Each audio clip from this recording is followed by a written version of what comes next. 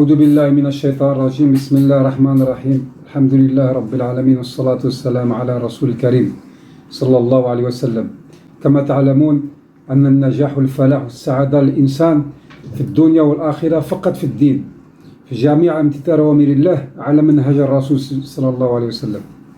Comme vous savez, Allah subhanahu wa ta'ala a mis la réussite, le succès, le bonheur dans ce monde et dans l'autre uniquement dans sa religion.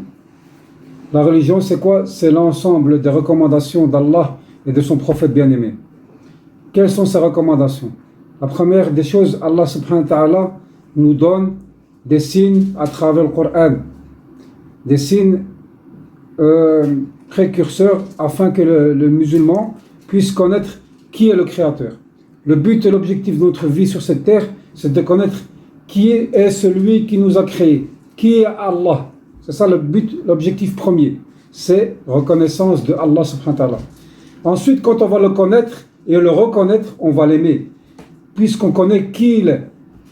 Ensuite, une fois qu'on l'aura aimé, Allah subhanahu wa ta'ala, on aura aussi l'obéissance. On va commencer à écouter, à obéir à Allah avec amour. Et ensuite, on aura aussi la crainte et la peur de quitter et d'avoir peur de quitter sa religion et d'être parmi les égarés et parmi les infidèles. C'est pour ça qu'Allah subhanahu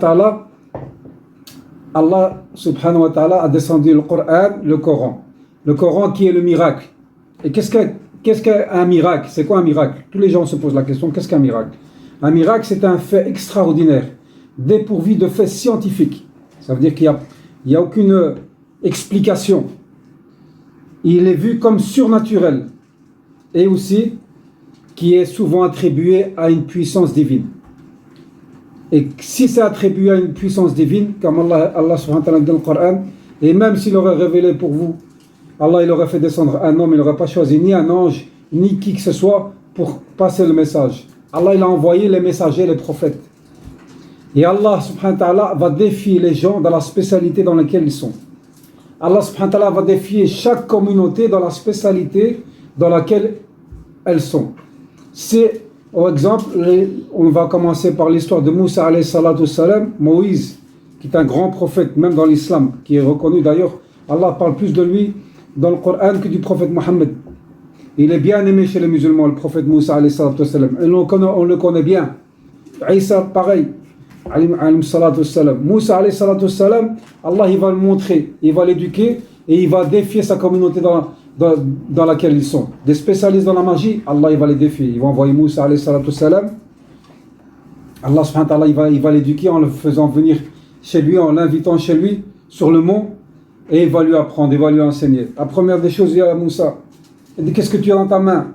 Il a dit ya Allah, c'est un bâton. Et qu'est-ce que tu fais avec? Il lui a dit Allah, je me repose quand je suis fatigué. Il dit quand je vois des fruits sur les arbres, je les prends. Quand il y a des moutons qui s'égarent de mon troupeau, je les ramène vers le chemin. Il lui a dit, tu connais bien les attributs de ton bâton. Il le connaît. Il lui a dit maintenant, ya Moussa, jette-le. Au moment où il le jette, le bâton il se transforme en un énorme serpent.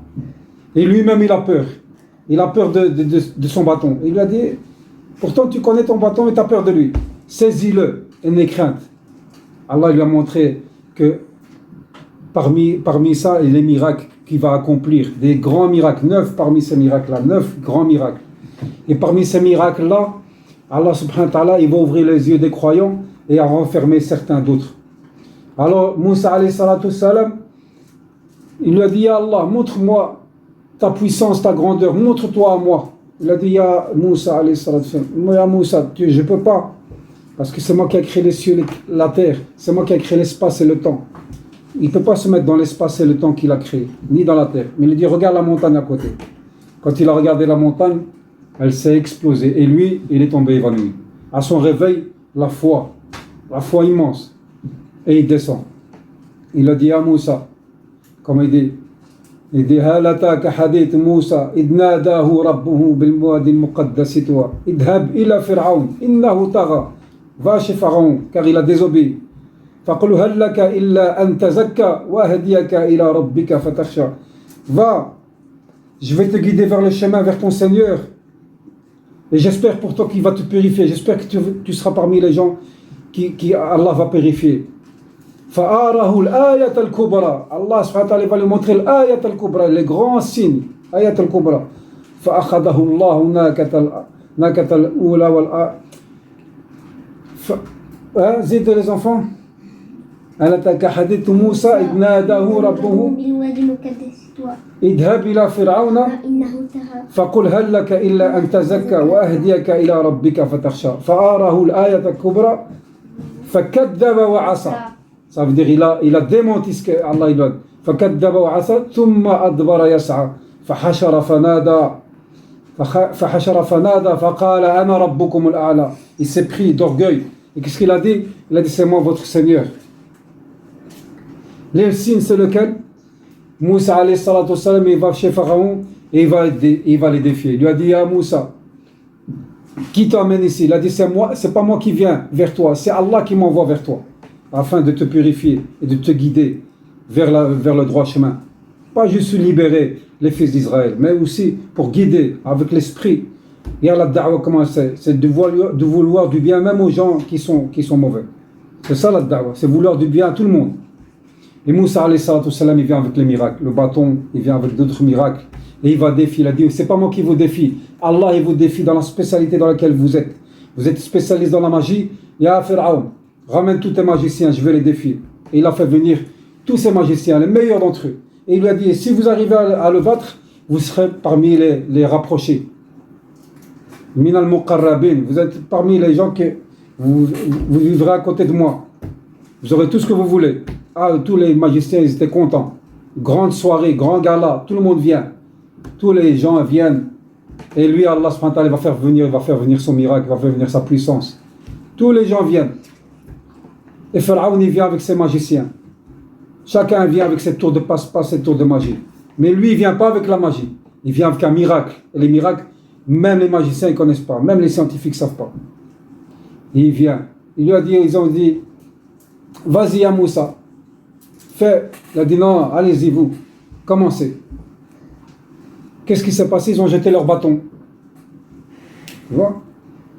Alors qu'est-ce qui s'est passé? Tous les bâtons, ils se sont transformés comme des petits serpents. Mais c'est avec un tour de passe-passe, avec du... Et lui, Moussa alayhi salatu wassalam, qu'est-ce qu'il a fait? Moussa alayhi salatu wassalam, il a jeté son bâton. Il a dit, parce qu'eux, ils ont voulu commencer. Mais lui, il a commencé en jetant son bâton s'est transformé en grand serpent. Et qu'est-ce qui s'est passé? Ce grand bâton qui était dans les mains de Moussa alayhi salatu wassalam, le moment où il jette par terre, il devient un serpent immense, ils ont peur, et il mange tous les autres petits serpents, tous les autres petits bâtons, et il les reprend avec sa main, et il redevient un bâton, son serpent. Tous les magiciens sont redevenus, ils ont été choqués, ils ont dit on n'a jamais vu ça. Dans tous les livres de magie qu'on a appris, ça n'existe pas ça. Ça ne fait pas partie de la magie ça. Ça fait partie d'un miracle. Et ils ont cru. Et Allah il dit dans le Coran, et au moment où ils ont cru, il a dit, Pharaon, est-ce que vous avez cru avant que je vous donne la permission de croire? Et regardez les sacrifices de la foi.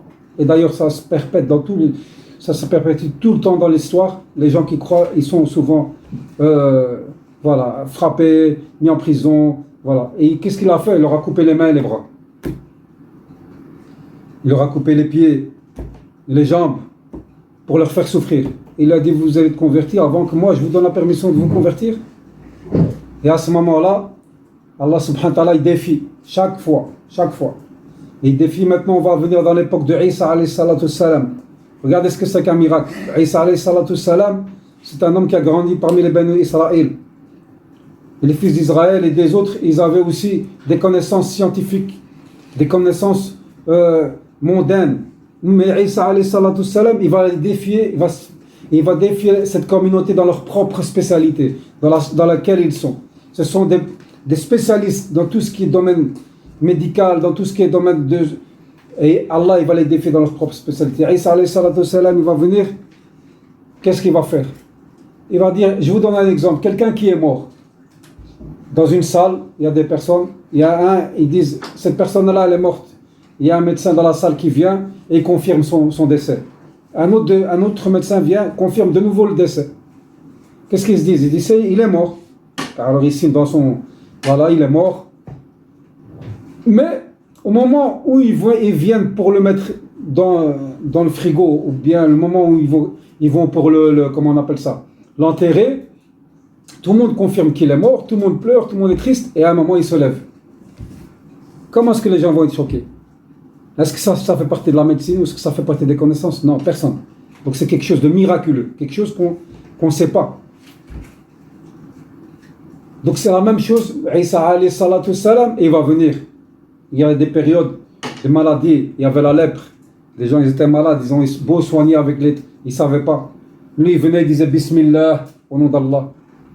Et il se soignait. Isa alayhi salatu salam, il soignait les malades. Un il était aveugle, il disait Bismillah, et de nouveau il revoyait la vue. Tout le monde restait étonné. Ça c'est pas la science ou bien n'importe quel... non, c'est un miracle de Allah. Un il venait, il faisait donner la vie aux morts. Il était allongé, il était mort. Il disait Bismillah, qom bi'idnillah. Il passait sa main sur son corps et il se levait. Tous les gens, la plupart, ils se sont convertis, ils sont rentrés soumis à Allah subhanahu wa ta'ala. Grâce à quoi? Au miracle que le prophète Isa alayhi salatu salam a fait. Maintenant revenons au prophète Mohammed sallallahu alayhi wa sallam. C'est un homme qui est connu, le prophète Mohammed sallallahu alayhi wa sallam, parmi tous les Arabes. C'est un homme qui savait ni lire ni écrire, mais qui avait des grandes qualités nobles. C'était une personne qui était véridique, qui était sincère, qui était honnête. C'était quelqu'un qui était aimé des gens. C'était pas un menteur, c'était pas un... Et même on déposait de l'argent chez lui, après un certain temps on venait le reprendre, il prenait pas de l'argent. Donc c'était un homme digne de confiance. Le prophète Mohammed sallallahu alayhi wa sallam, il vient et il va défier les gens, de nouveau les spécialistes dans la langue arabe. Il va défier les Arabes dans la spécialité dans laquelle ils sont. Ce sont des gens qui se prenaient pour avoir la meilleure langue sur la terre, pour être les gens les plus éloquents, avoir la plus belle langue, la plus belle psalmodie. Ils savaient très bien parler. Chaque fois qu'il parlait avec des vers. Et le prophète Mohammed sallallahu alayhi wa sallam, qui est connu ne pas avoir fréquenté des grandes écoles, le prophète Mohammed sallallahu alayhi wa sallam va les défier dans la spécialité dans laquelle ils sont. C'est pas lui qui les défie, c'est Allah qui va les défier dans la spécialité dans laquelle ils sont. Ce sont des spécialistes dans la langue arabe, Allah il va les défier. Qu'est-ce qui vient? Le prophète Mohammed sallallahu alayhi wa sallam l'appelle Ya ayyuhan nas, Ya ayyuhan nas. Venez aux gens, venez. Et ça, il se met sur la Kaaba. Tous les Arabes viennent. Il a dit, je vous défie dans la spécialité dans laquelle je vous défie que celui qui a une meilleure partition, meilleure éloquence, qui viennent. Tous les Arabes viennent. Et le prophète Mohammed sallallahu alayhi wa sallam, il défie l'un des plus grands poètes de cette époque-là. Et il vient sur la Kaaba. Et tous les gens ils sont là. Et il commence. A'udhu billah minash shaitanir rajim. Bismillahir rahmanir rahim. Il dit Al-Qari'atu mal-Qari'ah. Wa ma adraka mal-Qari'ah. Yawma yakunu an-nasu kal-farashi mabthuth. Wa takunu al-jibalu kal-'ihni manfush. فأما من ثقلت موازينه فهو في عيشة راضية وأما من خفت موازينه فأمه هاوية وما أدراك ما هي نار حامية. صدق الله العظيم. Le prophète sallallahu alayhi wa sallam le récite le verset de l'Qari'a. Qu'est-ce que l'Qari'a? Et qui vous dira ce que c'est que l'Qari'a? Qari'a, c'est un des noms du jour du jugement dernier, le jour où la balance sera plus lourde. Ce seront les gens du paradis, les gens où la balance sera légère, ce seront les gens de l'enfer. Le prophète Mohammed sallallahu alayhi wa sallam, quand il défie ça, les gens ils n'ont jamais entendu ces mots-là. Et l'intonation, la puissance, les phrases qu'ils ont un impact directement sur les cœurs. Plein de gens ils ont été touchés. Et l'arabe qui dit maintenant tu peux aller. Et l'arabe quand il est venu, il ne savait pas quoi dire comme sourate, comme vers, il a dit al-fil, mal-fil, wa ma adraka mal-fil. L'éléphant, qu'est-ce que c'est l'éléphant? Je vous dirai qu'est-ce que c'est l'éléphant. Et les gens ils ont commencé à le huer et à lui jeter des pierres. Il lui dit allez, le prophète Mohammed a gagné ce combat-là. Ça c'est un des grands miracles du Coran de cette époque-là. Mais quand on revient maintenant à le miracle du Coran, c'est un miracle perpétuel jusqu'à la fin des temps. Plein de gens ont étudié le Coran. Et parmi ces signes du Coran, regardez, le prophète sallallahu alayhi wa sallam va distinguer deux miracles. Les miracles comme les Banu Israël, ils ont dit, ah Mohammed, tu te dis prophète, messager d'Allah. Tous les prophètes avant toi ont eu des miracles, ont fait des miracles. Tous. Montre-nous, toi, des miracles. Et il leur a dit, je vais vous montrer un miracle, mais accrochez-vous bien. Un miracle que même vous allez avoir peur. Que même vous, car Allah, c'est pas moi qui fais les miracles, c'est Allah. Mais ce miracle-là, il est tellement énorme que Allah n'a donné à aucun prophète ce genre de miracle. Il lui a dit, regardez la lune. Tous les Benu Israël, les Juifs, les Arabes, ils ont regardé la lune. Et cette soirée-là, la lune s'est fendue en deux. Allahu Akbar. Elle s'est fendue en deux devant tout le monde. Tout le monde est resté étonné. Ils ont dit, ah, Mohammed, il nous a ensorcelé les yeux, c'est pas possible. Et vous voulez des miracles mondains? Moi, je vous apporte le miracle du Coran. Vous voulez les miracles visuels? Regardez la lune. Il lui a pointé du doigt et la lune, bi'idnillah subhanahu wa ta'ala, Allahu Akbar, elle s'est fendue en deux. Et les gens, ils ont dit, on nous a sahab les yeux. Et il y a une caravane qui est passée. Et ils les ont arrêtés, ils les ont interrogés. Ils leur ont dit, est-ce que vous avez vu ce qu'on a vu? Il a dit quoi? Il a dit, on a vu la lune fondre. Il a dit, nous aussi, de là-bas, on a vu. D'un autre village bien lointain. Il a dit, nous aussi, on a vu la lune se fondre en deux. Le prophète Mohammed sallallahu alayhi wa sallam avait d'autres miracles. Ça, c'est des grands miracles. Malgré ça, ils n'ont pas cru les Banu Israël. Et il y avait plusieurs miracles. Un jour, le prophète Mohammed sallallahu alayhi wa sallam est sur un tronc d'arbre. Et il prêche aux gens. Il parle d'Allah, parle de la grandeur. D'ailleurs, c'est le travail de tous les musulmans, de parler de la grandeur d'Allah. Il faut arrêter d'être gêné. Il faut arrêter se dire, on n'est pas encore prêt, il faut qu'on étudie, il faut qu'on soit imam, il faut qu'on soit savant. Non. Transmettez de moi, si ce n'est qu'un verset. Le prophète sallallahu alayhi wa sallam était sur un tronc d'arbre. Et il prêchait, il appelait les gens à l'islam. Il leur donnait, il parlait de la grandeur d'Allah, il parlait du paradis, de l'enfer, de l'ghaïb, de l'au-delà.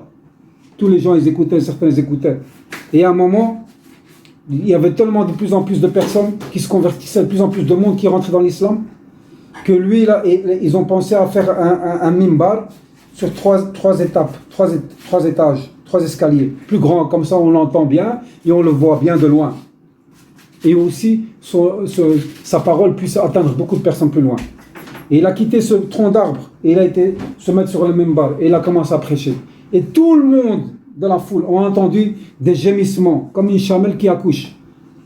Et ils se sont tous retournés, ils ont vu qui? Ils ont vu le tronc d'arbre qui est occupé à pleurer. Allahu Akbar, un tronc d'arbre qui pleure. Tout le monde est resté étonné.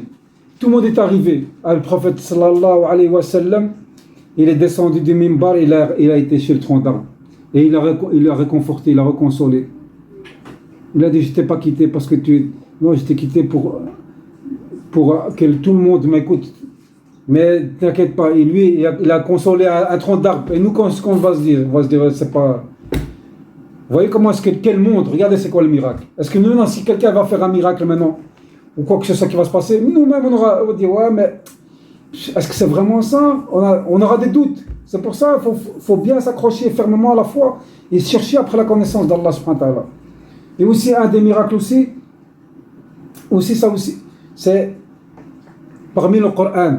Il y a plusieurs miracles, des autres miracles. Un jour, le prophète sallallahu alayhi wa sallam, il traversait avec un sahabi en pleine nuit. Et il y a un arabe qui passe. Il a dit, le prophète lui a dit, Ya Arabi, yo arabe, dis la ilaha illallah. Il a dit, comment ça, Mohammed, la ilaha illallah, comment? Il a dit, dis la ilaha illallah, Mohammed Rasulullah. Dis, il n'y a de Dieu qu'Allah, et moi je suis Mohammed, l'envoyé d'Allah. Ils ont dit, mais il lui a dit, comment est-ce que je peux attester, quelle preuve tu peux m'apporter pour que je croie en ça? Il lui a dit, chaque chose sur la terre témoigne de la grandeur d'Allah et que moi je suis son messager.